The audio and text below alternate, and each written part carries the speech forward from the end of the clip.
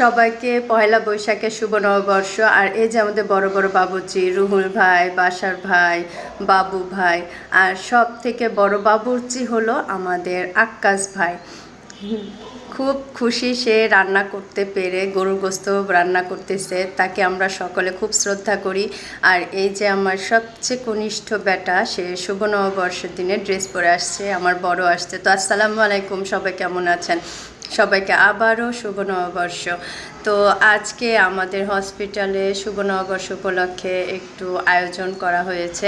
সেখানে থাকছে গরুর গোস্ত, ইলিশ মাছ, পান্তা ভাত, আলু ভর্তা। যাই হোক, শুভ নববর্ষ সব জায়গায় এরকম খাবার দাবার দিয়ে সবাই শুভ নববর্ষ পালন করে, তেমনি আমরাও এরকম খাবার দাবার দিয়ে শুভ নববর্ষ পালন করছি। তো এই যে গরম ভাত সকালে রান্না বান্না করে পানিতে রেখে দিয়েছে, আমার দেখতে ভালোই লাগতেছে, ঘুরে ঘুরে দেখতেছি। আমরা এখনও কেউ এসে উপস্থিত হইনি, একজন দুজন এসে উপস্থিত হয়েছি। অলরেডি খাবার দাবার কমপ্লিট হয়েছে, এখন গুছিয়ে নিয়ে সবার খাওয়া দাওয়ার পালা।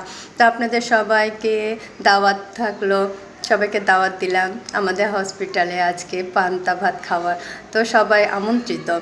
আর যদি আপনাদের ভালো লেগে থাকে আমার এই ভিডিওটি অবশ্যই অবশ্যই লাইক, কমেন্ট এবং শেয়ার করবেন।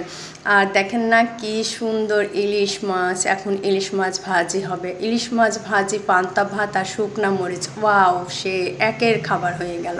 আমার কাছে তো খুবই ভালো লাগে। আপনাদের কার কার কাছে ভালো লাগে অবশ্যই সুন্দর সুন্দর কমেন্ট দিবেন। আর এই যে আমাদের শুকনা মরিচ চলে এসেছে, শুকনা মরিচটা আসলে চলে আসছে আলু ভর্তা করার জন্য। মুচমুচে শুকনা মরিচ, ওয়াও, একেবারে। যাই হোক, আর এই যে সব কিছু রেডি, এখন হয়েছে আলু ভর্তা করা হবে। আলু ভর্তা করার জন্য মরিচটাও ভর্তা করে রেখে দিয়েছে। তো আলু ভর্তা হয়ে যাচ্ছে, আস্তে আস্তে আমাদের সব কিছুই গুছানো হয়ে যাচ্ছে। এখন আমাদের খাওয়া দাওয়ার পালা, যখন আবার খাওয়া দাওয়া করব সেটাও আপনাদের সাথে শেয়ার করব। তো আমাদের তো আরও কিছু কাজ বাকি আছে। তো সবাই ভালো থাকবেন। আর আমাদের এই আয়োজনটি কেমন লাগলো আপনারা অবশ্যই অবশ্যই সুন্দর কমেন্ট করে জানাবেন। আল্লাহ হাফেজ, আবারও শুভ নববর্ষ।